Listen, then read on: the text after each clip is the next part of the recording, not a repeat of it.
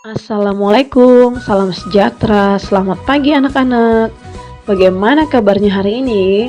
Tentu dalam keadaan sehat semua ya. Sebelum memulai pembelajaran hari ini, kita berdoa dulu ya, agar pembelajaran yang kita terima dapat bermanfaat. Berdoa selesai, tetap semangat belajar jarak jauh anak-anak. Penjelasan berikut ini. Anak-anak, coba kalian perhatikan apa yang sedang dilakukan Benny dan teman-temannya ya. Nah, Benny sering mengunjungi tempat wisata. Benny pergi ketika liburan, juga ketika Benny study tour. Apakah study tour itu? Study tour adalah kegiatan pembelajaran. Pembelajaran langsung ke lapangan. Tujuannya untuk melihat dan mengamati. Jadi, Benny dan teman-temannya sedang pergi study tour ke Candi Borobudur. Mereka akan mengamati dan belajar langsung tentang Candi Borobudur. Apakah anak-anak pernah study tour? Atau berliburan dengan teman atau keluarga kalian? Tentunya pernah ya. Pasti rasanya menyenangkan. Nah, anak-anak, apa kalian tahu tempat wisata ini? Yuk kita cari tahu. Siswa kelas 2 pergi study tour. Study tour selama seminggu. Hari pertama berkunjung ke Taman Nasional. Nama tamannya Bantimurung. Bantimurung terletak di Sulawesi Selatan. Nah, jadi ini adalah tempat wisata Taman Nasional. Nama tamannya adalah Bantimurung yang terletak di Sulawesi Selatan.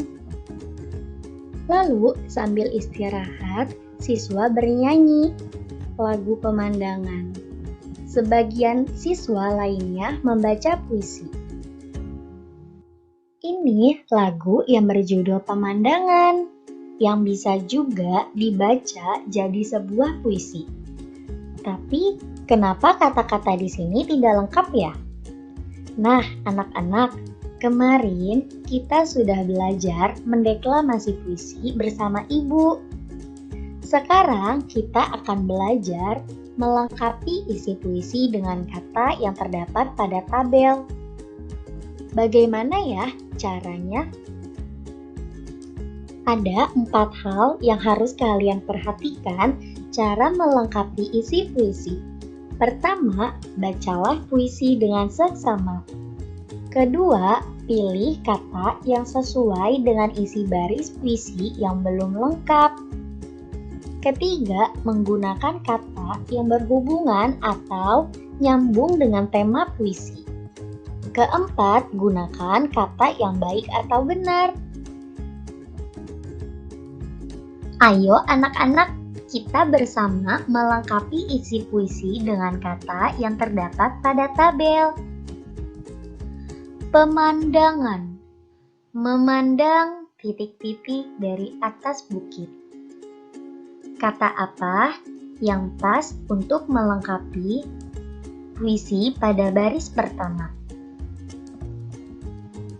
Ya, betul, alam sesuai dengan tema pada puisi ini. Sejauh pandang ku lepaskan, sungai tampak berliku, sawah titik-titik terbentang. Nah, sawah pada umumnya warnanya apa ya anak-anak? Ya, hijau.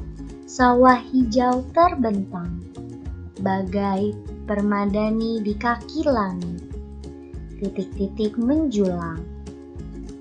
Nah, sebelumnya ada kata-kata bagai permadani di kaki langit.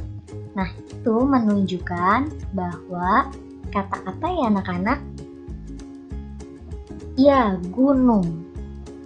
Gunung menjulang, berpayung awan. Oh, indah pemandangan. Nah, sekarang Ibu akan membaca puisi yang berjudul Pemandangan karya A.T. Mahmud. Anak-anak, perhatikan ya. Pemandangan karya A.T. Mahmud. Memandang alam dari atas bukit. Sejauh pandang ku lepaskan. Sungai tampak berliku, sawah hijau terbentang. Bagai permadani di kaki langit.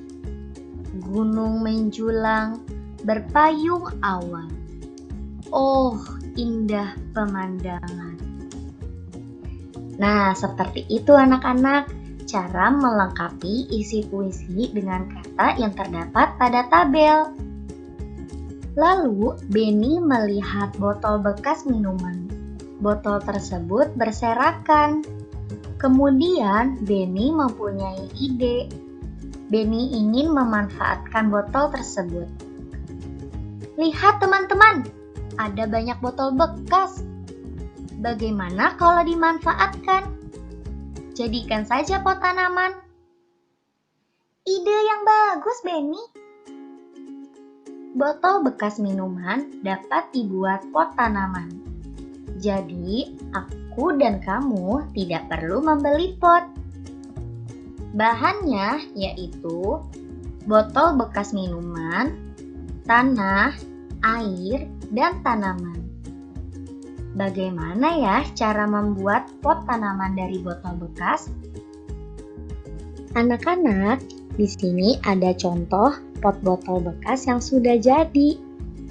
Cantik kan bentuknya? Ayo kita cari tahu bagaimana cara membuatnya. Membuat hiasan pot botol bekas, kalian memerlukan alat dan bahan yang harus kalian siapkan. Pertama, pola pot bekas. Untuk membuat pola, kalian memerlukan spidol permanen dan gunting. Kedua, cat warna untuk mewarnai pola yang sudah kalian buat.